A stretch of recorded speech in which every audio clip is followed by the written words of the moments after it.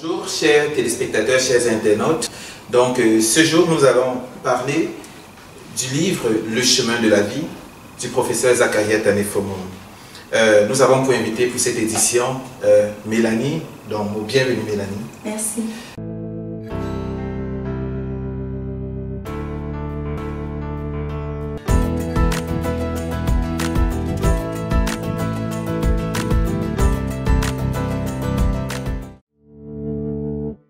Mélanie, tu es étudiante. Qu'est-ce que tu étudies?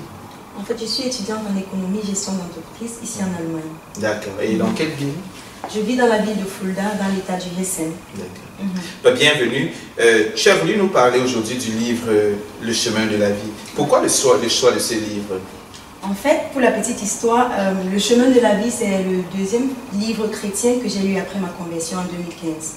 Donc, j'avais lu le livre L'amour et le pardon de Dieu. Et ayant grandi dans une famille religieuse, je me croyais chrétienne jusqu'à ma conversion en 2015. Donc, et quand j'ai lu ce livre faisait clairement la différence entre un chrétien et un religieux. Et le choix de ce livre révèle c'est justement toute mon histoire. Parce qu'à partir de ce livre, j'ai juste compris ce que je devenais dès le moment de ma conversion. Et j'ai pu faire la différence entre ce que j'étais avant et ce que j'étais devenue en recevant Christ dans ma vie. Alors ça veut dire que Mélanie, tu peux clairement dire que tu as eu une vie jusqu'au moment de la conversion et que tu as eu une vie après la conversion. Oui. Tu as eu deux vies alors? Oui. Puisqu'on dit, on parle de la nouvelle naissance dans la vie. Donc la première vie a cessé dès le moment où j'ai reçu Christ dans ma vie. Je suis née de nouveau. Donc je suis en train de vivre pleinement ma deuxième vie. D'accord, d'accord. Pour ne pas entrer dans un vocable qui peut être difficile à comprendre pour les spectateurs, la nouvelle vie, qu'est-ce que ça signifie? Quelqu'un avait posé la question de savoir justement dans la Bible, parlant de Nicodème, s'il doit retourner dans le sein de sa mère pour naître de façon nouvelle. Et j'ai d'ailleurs un ami qui à l'époque où j'étudiais dans la ville de Ravensburg, m'avait dit, Ghislain, lorsque vous parlez de nouvelle naissance, est-ce que c'est une nouvelle forme de bouddhisme où vous exercez une forme de réincarnation? Non, je ne dirais pas que c'est une forme que c'est le bouddhisme comme vous le dites, mais il s'agit là d'un renouvellement en fait.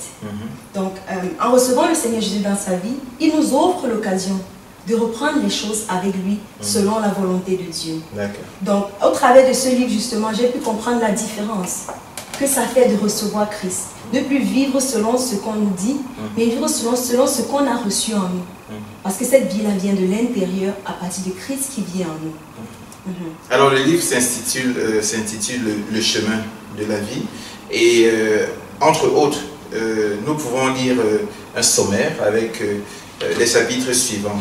Il y a une préface, et alors je vais lire les chapitres qui suivent. Il y a l'ancienne création, les tentatives humaines pour sortir de l'ancienne création, la voix de Dieu pour sortir de l'ancienne création. Ensuite, il y a la nouvelle création, en finir avec le passé et l'assurance du salut. Parlons des trois premiers chapitres, l'ancienne création, les tentatives humaines pour sortir de l'ancienne création et la voix de Dieu pour sortir de l'ancienne création. Alors on voit que l'ancienne création est au centre de ces trois premiers chapitres. Oui, et bien évidemment, comme je vous ai dit, j'ai eu une vie avant et là j'ai une vie après ma conversion. Donc justement ces trois premiers chapitres nous parlent de cette vie que j'ai eue avant. C'est ça l'ancienne création, c'est la vie d'avant. C'est la vie d'avant. L'ancienne création, c'est cette vie qu'on a avant de recevoir Christ. Christ est celui-là qui nous apporte la nouvelle vie. Donc on devient une nouvelle créature, comme le dit 2 Corinthiens 5, verset 17. On devient une nouvelle créature ayant reçu Christ. Si je regarde cette vidéo chez moi à la maison et je me pose la question de savoir, ma vie se porte plutôt bien. Je n'ai pas la vie la plus confortable, la plus aisée, mais j'estime que je vais bien. Je suis dans un environnement où il y a des personnes qui m'aiment et que j'aime. J'évolue dans un cadre estudiantin ou professionnel qui me semble plutôt convenable. Pourquoi est-ce que je voudrais abandonner ça pour une nouvelle création? Honnêtement, pendant que nous étions en train de lire les titres, le Seigneur me faisait juste, je me rendais juste compte du fait qu'on part de quelque part pour arriver où on est en ce moment.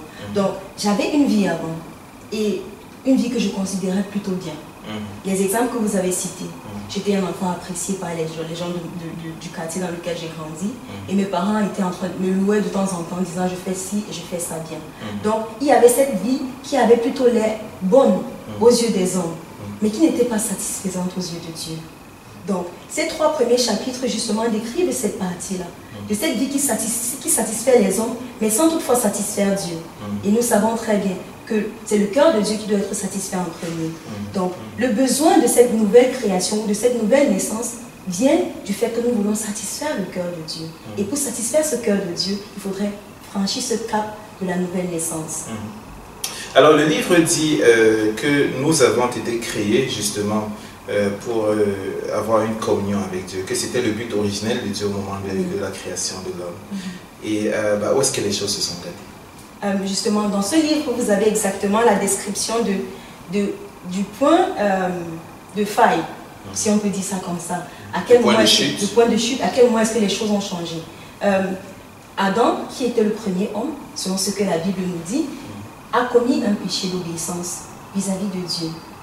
Dieu lui a demandé de ne pas manger l'arbre du fruit qui était au milieu, l'arbre de la connaissance du bien et du mal. Et il a désobéi à Dieu en mangeant cet arbre. Ce fut le premier péché de l'homme, la désobéissance à Dieu. Et en commettant cet acte, il a été séparé de Dieu. Parce que Dieu lui avait dit, si tu manges de ce fruit, tu mourras. Et cette mort, selon ce que l'auteur nous explique clairement, que cette mort dont Dieu parlait, il s'agissait de la séparation d'avec Dieu. Oui, justement. Donc il s'agit de... C'est ce péché-là qui a marqué la séparation de l'homme avec Dieu. Et on a cessé de satisfaire le cœur de Dieu à cause du péché qui est entré en nous. D'accord. Alors ça veut dire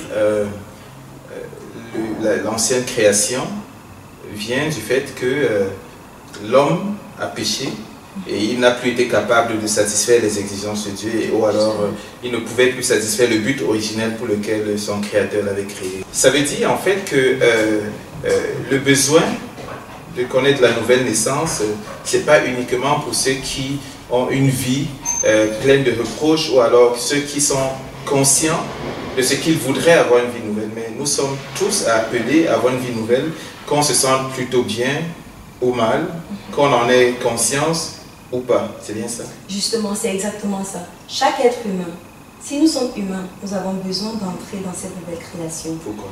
Parce que Adam étant le premier homme, il n'a pas eu d'enfant avant de commettre le péché de la désobéissance face à Dieu.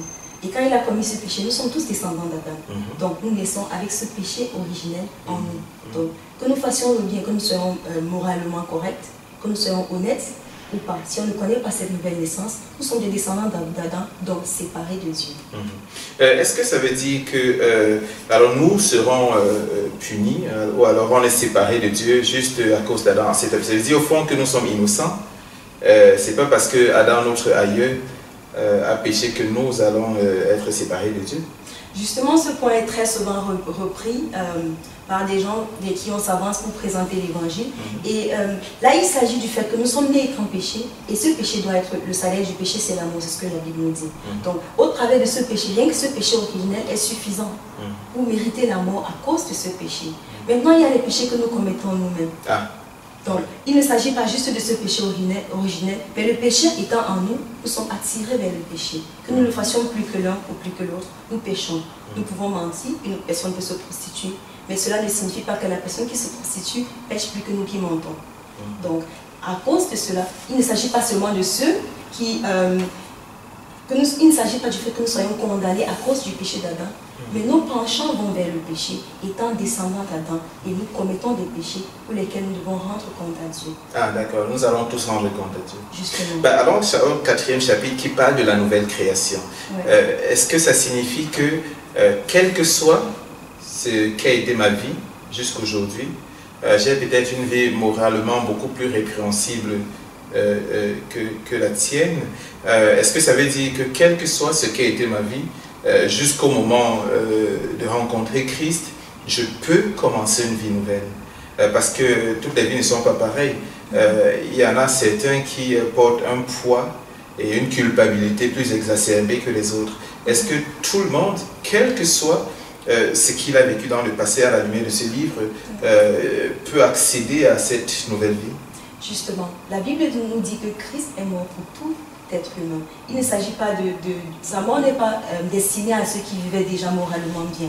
Ou elle n'est pas juste destinée à ceux qui vivaient dans un péché total. Elle est destinée à tout être humain.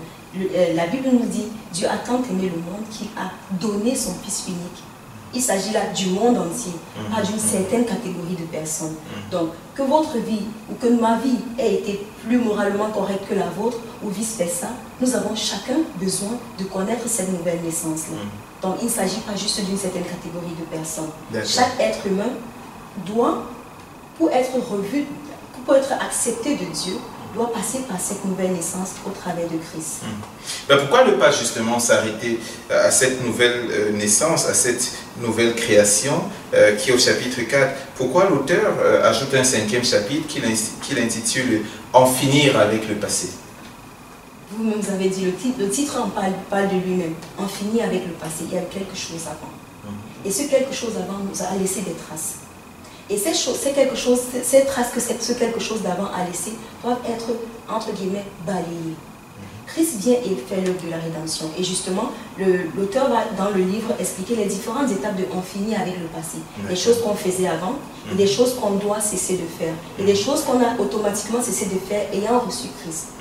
Donc, ce livre nous raconte, l'auteur nous parle très clairement des choses que nous devrions arrêter. Par exemple, quand j'ai lu ce livre, j'étais justement au début de ma conversion, et l'auteur parle par exemple des emplois qu'on acceptait avant et qu'on ne devrait plus accepter en tant que chrétien. Par exemple, travailler dans un bar où on sert de l'alcool aux gens, ou plutôt travailler, il y a des travaux, des emplois qui sont encore plus sinistres, d'autres se prostituent.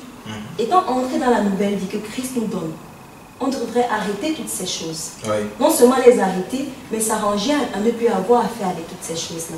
Donc, le chapitre d'en finir avec le passé nous rappelle le fait que nous sommes une nouvelle créature et que les choses anciennes sont passées et voici toutes choses sont devenues nouvelles selon 2 Corinthiens 5 verset 17. D'accord. Pour aller au dernier chapitre, on parle de l'assurance du salut. De quoi est-il question? Il peut arriver, pour ma part, d'arriver, pendant qu'on est en train d'avancer avec le Seigneur, il y a des rappels de ce qui s'est passé avant. Et on doit savoir où est-ce qu'on est. Qui est-ce qu'on était avant? Qu'est-ce qui s'est passé pour qu'on devienne ce qu'on est? Et c'est une question identitaire. Dans les moments de doute, on peut se dire, c'est possible que je n'ai pas plus tôt. Ce n'est pas été vraiment ça. Peut-être qu'il y a eu une faille quelque part. Ayant reçu Christ, on reçoit le Saint-Esprit qui vient nous donner cette assurance du salut. Nous rappelant tout le temps qui nous sommes, notre identité en Christ. Plus notre identité en tant qu'être humain comme toute autre personne, mais notre identité en Christ. D'où la nécessité de ce dernier chapitre pour nous rappeler sans cesse, avec l'aide du Saint-Esprit, que nous avons changé de camp, si on peut le dire comme ça, pour entrer dans un autre camp qui a des règles et des principes, et pour entrer dans un autre camp qui nous donne une toute autre nature, la nouvelle créature. Merci. Merci Mélanie pour ces commentaires sur le sujet, sur le livre, le chemin de la vie. Alors une question simple. Si je reçois ce livre, que je le lis et que je le mets en pratique, c'est-à-dire je vais étape par étape, systématiquement, est-ce que je peux avoir l'assurance par la suite de ce que j'ai la vie? Justement, ce livre est le livre qui m'a positionné dans ma nouvelle vie. Donc si une personne prend ce livre et le lit et va étape après étape dans la lecture de ce livre et dans l'obéissance de ce qui est dit dans ce livre, la personne peut être sûre, ayant reçu Christ, d'avoir cette vie-là. Parce que Christ, c'est la vie. Merci Mélanie.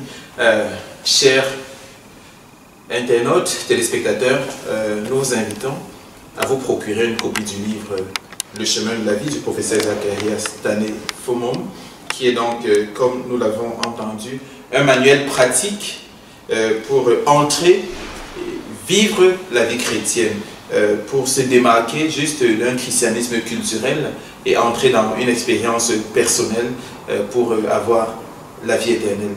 Merci d'avoir été des nôtres. Merci Mélanie d'avoir accepté notre invitation. Merci pour le choix du livre. Merci, c'est moi qui vous remercie. Voilà, chers internautes, chers téléspectateurs, nous espérons vous avoir de nouveau en ligne très bientôt.